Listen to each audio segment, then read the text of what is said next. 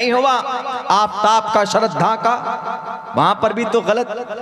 आफताब श्रद्धा का मामला क्या था? जब मर्डर हो गया तो तब आफताब के ऊपर क्या इल्जाम लगाया कि नहीं ये तो लब जिहाद था। लब जिहाद का मतलब भी मालूम ना हो। लब जिहाद यानी जिहाद, जिहाद का मतलब स्ट्रगल, लब मीन्स मोहब्बत। यानी अजीब है, जिहाद उमूमन उस वक्त बोला जाता है, ये वर्ड इस्तेमाल होता है जब कोई दुश्मन हमला करे आप पर, तो उस दुश्मन से बचाव के लिए सेल्फ डिफेंस जिसको बोलते हैं उसको जिहाद बोला जाता है। उमूमन ये लफ्ज़ इस्तेमाल होता है। वरना आप अपने शैतान ख्वाहिश के अलावा अपनी ख्वाहिश नफ्स को तोड़ने के लिए भी अगर कोई काम करते हैं, यानी जिना से बचते हैं और किसी औरत की तरफ नहीं देखते हैं, झूठ नहीं बोलते हैं, आप अपने शैतान के खिलाफ ख्वाहिश नफ्स को मुकम्मल नहीं करते हैं, बचते हैं, तो ये भी एक तरह से जिहाद है। ये भी एक तरह से जिहाद है। लेकिन जिहाद का मतलब बैटलफील्ड, लड़ाई, मार धार काट। यहां जिहाद का मतलब समझा जाता गैर मुस्लिम को पकड़ो और काटो मारो, यही समझा जाता है, जो कि गलत है। क्या क्या दिया गया श्रद्धा और आफताब के मामले को? वो जो बच्ची के 23 या 35 37 टुकड़े किए, तो फौरन क्या जोड़ दिया कि आफताब मुसलमान था, वो लड़की श्रद्धा हिंदू थी, इसीलिए लब जिहाद पहले किया। लब जिहाद के बाद इस्लाम के अंदर में मुशरिक के बारे में आया, पकड़ो उसको, काट दो उसको, जला दो, भस्म कर दो। इसीलिए आफताब ने सोचा कि हमको मरने के बाद जन्नत में हूर मिले, इसीलिए उस गैर मुस्लिम बेटी का श्रद्धा का मर्डर किया। अब देखिए बात कहां पर आ गई। क्या उनका यह इल्जाम सही है? पहली बात तो श्रद्धा को काटा, मारा, कत्ल किया, मर्डर किया, यह बहुत बड़ा जुर्म है। चाहे आफताब करे या चाहे कोई संजीव करे या कोई भट्ट करे या कोई योगेंद्र यादव करे, किसी भी इंसान को मारने की, कत्ल करने की इजाजत भारत के अंदर किसी को नहीं है, परमिशन नहीं है। अल्लाह ने कुरान करीम के अंदर साफ लफ्जों में बयान किया, मन क़तल नफ्सन बिगैरि नफ्सिन औ फसादिन फिल अर्ज़ि, जमीन पर बिना किसी बात के किसी इंसान को कत्ल करना या फसाद पैदा करना, फकअन्नमा क़तलन्नास जमिया, गोया कि उसने पूरी इंसानियत को, पूरी दुनिया के मानवता को उस इंसान ने कत्ल कर दिया। कितना अच्छा पैगाम है। देखिए ये रिश्ता उनके बीच में कब था, श्रद्धा का आफताब का कब था, इसका बैकग्राउंड इसलिए बता रहा हूं चूंकि इस्लाम ने जिन चीज़ों को पहले बताया था उन चीज़ों को अगर मौलाना बयान करें तो मीडिया वाले क्या बोलते हैं, अरे कैसे आदमी है भाई, आप कुरान की बात ले आते हो, दुनिया कहां से कहां पहुंच गई और आप कुरान में अटके हुए हो। कुरान कहता है कि अगर हमारी बात मानोगे फिर दुनिया के अंदर जिना नहीं होगा, हमारी बात मानोगे तो किसी बेटी की हत्या नहीं होगी, हमारी बात मानोगे तो किसी बेटी की इज्जत नहीं लुटेगी। कुरान ने क्या कहा है कि किसी भी औरत से आप, किसी भी गैर महरम लड़की से आप ना फोन पे बात कर सकते, ना फेस टू फेस बात कर सकते, इजाजत नहीं। बात का मतलब बकद्र जरूरत, अभी कहीं पर कोई जरूरत पेश आ जाए, जैसे डॉक्टर है, पेशेंट है, डॉक्टर है, बात कर सकते हैं बकद्र ज़रूरत। या कहीं पर किसी शॉपिंग दुकान पे गए, शॉपिंग के लिए गए, अब वहां पर औरत है, उसका शौहर बाहर रहता है, बकद्र ज़रूरत बोल सकते हैं, शरीयत ने इतनी इजाज़त दी। लेकिन वहां पर फोन कॉल कर ले, hello how are you today, happy new year, we should to meet with Digha beach. Digha beach पे चले गए, घूम रहे हैं, हाथ पे हाथ डालकर, रिश्ता क्या जी, बॉयफ्रेंड गर्लफ्रेंड। माँ बाप भी क्या कहते हैं, हाँ हाँ क्या जमाना है, अब तो जमाना फास्ट फॉर आगे बढ़ गया है, क्यों अब बच्चों को रोकेंगे। मीडिया वाले को कहिए कि बाबू ये क्या चल रहा है, वो क्या कहेंगे, हाँ ये डेट चल रहा, डेटिंग हो रही, हमने इसको डेट किया। देखिए क्या लफ्ज दे रहे हैं, बॉयफ्रेंड गर्लफ्रेंड की दोस्ती नहीं, किसी गैर महरम लड़की के साथ आप उस लड़की को किसी शॉपिंग, ये किसी कॉफी शॉप पर जाकर कॉफी पीते तो क्या बोलते हैं, डेटिंग चल रही है। यानी इन अजनबी रिश्ते को, एक नाजायज संबंध की शुरुआत हो रही, उसको क्या बोलते हैं, डेटिंग। मीडिया वाले से पूछिए, आज तक वालों से कि क्या तुम्हारी नजर में ये जायज है, वो कहेगा हाँ जायज है। एबीपी वालों से पूछिए, जी न्यूज वालों से पूछिए, टीवी 9 वर्ष भारत वालों से पूछिए, इंडिया टीवी से पूछिए, एनडीटीवी से पूछिए, अब तो वो भी जनाब उसको खरीद लिया गया, सबसे पूछिए तो सब कहेगा कि हाँ डेटिंग करना जायज। डेटिंग करना क्या जनाब? लिव इन रिलेशन जायज। Live in relation,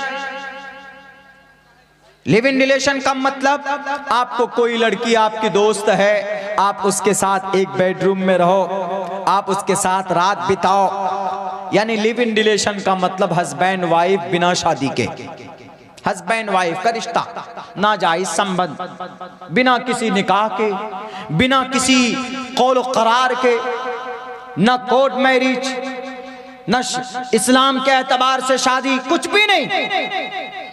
court marriage भी चले जाएं तो आप जब तक आप इस्लामी एतबार से निकाह नहीं पढ़ेंगे तो आपका निकाह काबिल कबूल नहीं होगा। लेकिन क्या कहा गया? लिव इन रिलेशन है मौलाना, हमारा हम रिलेशन में थे।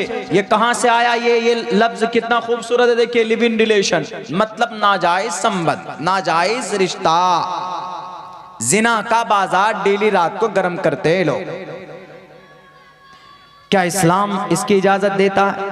इस्लाम कहता है कि जनाब तुम्हारा लिव इन रिलेशन तो दूर, तुम डेटिंग भी नहीं कर सकते। किसी समाज की बेटी को गाड़ी पर बिठाकर तुम दीघा बीच नहीं ले जा सकते, तुम कलकत्ता नहीं ले जा सकते, तुम किसी शेरे बंगाल, शेरे पंजाब किसी रेस्टोरेंट पे ले जाकर नहीं खिला सकते। क्यों? इसकी इजाजत, इसकी परमिशन नहीं है, तुम देख नहीं सकते। हजरत अली फरमाते हैं कि अगर रास्ते पर चलती हुई किसी लड़की की तरफ तुम्हारी उचकती हुई निगाह पड़े तो ठीक है, लेकिन दोबारा फिर देखना, निगाह जमा कर देखना, उसके सर से पैर तक देखना, गौर से देखना, यह नाजायज और हराम है।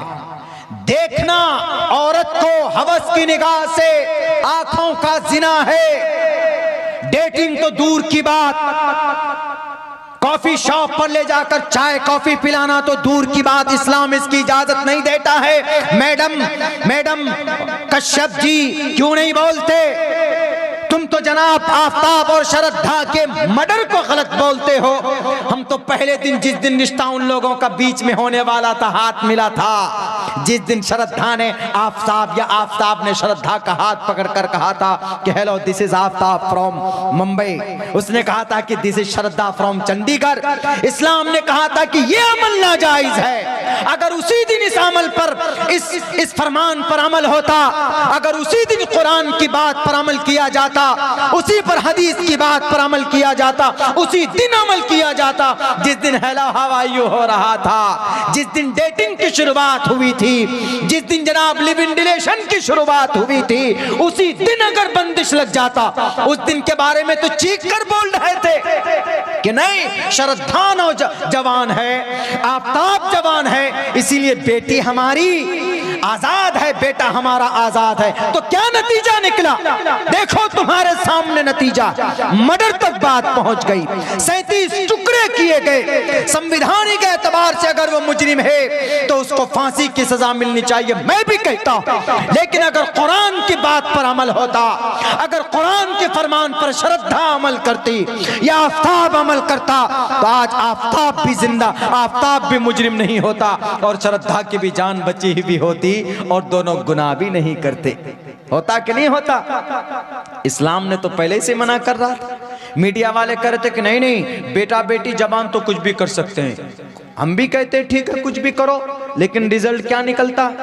अरे अल्लाह ने तुमको मनी के कतरे से पैदा किया, अल्लाह जानता है कि दुनिया में तुम कौन सा काम करोगे, समाज की बेटी और समाज का बेटा क्या करेगा, क्या आगे चलकर फसाद में बदलेगा। क्यों निकाह जैसा पवित्र संबंध बनाया अल्लाह तबारक व तआला ने? क्योंकि अल्लाह जानता है इस बात को कि एक लड़की को समाज का, मुआशरे का एक लड़का अगर 10 मर्तबा यूज कर लेगा तो उसको उठाकर फेंक देगा, फिर उस लड़की के साथ कौन जिंदगी बिताएगा? दूसरे के साथ जाएगी, न मालूम उसके पेट में बच्चा होगा तो अंदाजा लगा बताना मुश्किल हो जाएगा कि ये बच्चा किसका है। इसीलिए हस्बैंड वाइफ की जरूरत को पूरी करने के लिए अल्लाह ने कुरान करीम के अंदर सहाबाए किराम अल्लाह के नबी की जिंदगी के अंदर निकाह जैसा पवित्र रिश्ता बताया है और यूं कहा, हुन्ना लिबासुल लकुम व अंतुम लिबासुल लहुन्ना, वो तुम्हारे लिए लिबास है, तुम उसके लिए लिबास हो। एक दूसरे की गैबों को छुपाओ, एक दूसरे का साथ दो।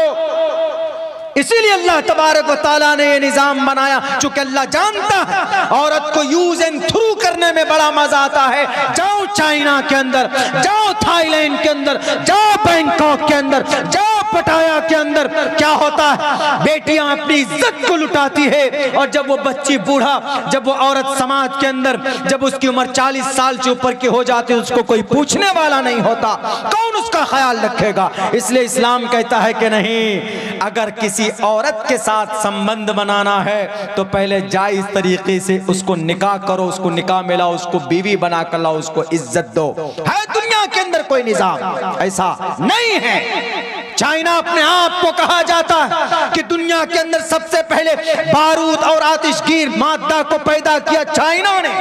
दुनिया की सारी प्रोडक्ट आज चाइना के अंदर तैयार की जाती, लेकिन औरत के मामले में पीछे औरत को नापाक समझते हैं आज भी, और यूं कहते हैं कि औरत सिर्फ अय्याशी की चीज है। इस्लाम कहता है कि नहीं, औरत इस दुनिया का, इस वर्ल्ड का एक हिस्सा है, एक जुज़े ला यनफक है। औरत मर्द का जितना मकाम है उतना ही मकाम औरत का भी।